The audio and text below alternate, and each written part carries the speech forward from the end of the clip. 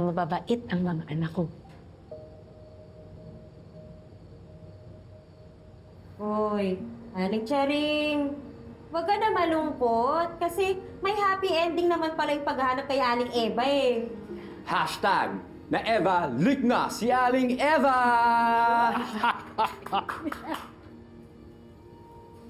Sandali lang po, ha?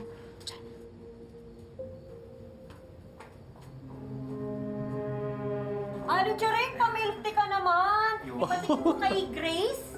Gusto mo ng milk tea? Milk tea? Oo naman. Anong gusto mong flavor, Miss Grace? Favorite ko po yung cookies and cream. Ay, meron yan! Naka-bestseller yan dito.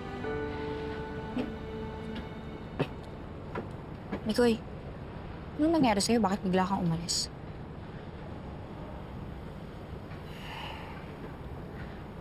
Nahiya ako sa'yo eh. Na-disappoint kita. Hindi ko natupad yung pangako ko na alagaan ko si Aling Eva. Hindi kita sinisisi. Yun nga yung mas nakakahiya eh. Alam ko may pagkukulang ako eh. Tapos hindi ka pa rin nagalit sa akin.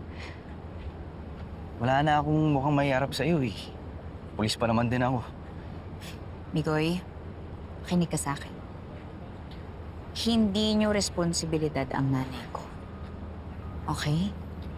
Wala kang kasalanan kaya hindi ka dapat mag-guilty. Mabuti kang pulis, gaya ng tatay mo. Hindi ko pa nga nalilinis yung pangalan ni tatay. Wala, puro kapalpakan lang yung ginagawa ko eh. Hindi naman kasi minamadali yan. Mangyayari yan.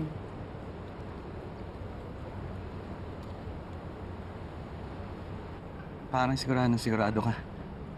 Siyempre, ikaw yan eh. May tiwala ako sa...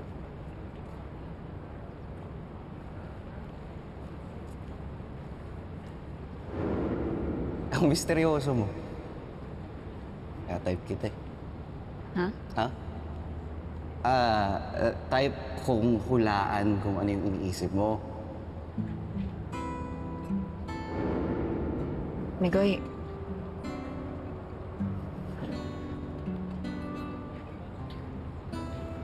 Noreen, natatakot ako na kapag nagalit ka sa akin, tuloy ako mawala sa buhay ko. Noreen, ayoko mangyari yun. Mahal kita. mahal mo ko? Oo, mahal kita. Mahal kita as a friend. As a bro and sis. Di ba? Repa Pips. Pamilya tayo, di ba? Oo.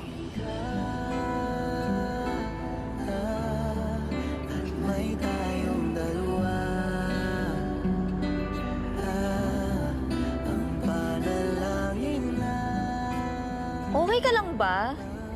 Okay lang. Okay lang ako. Basta okay ka na.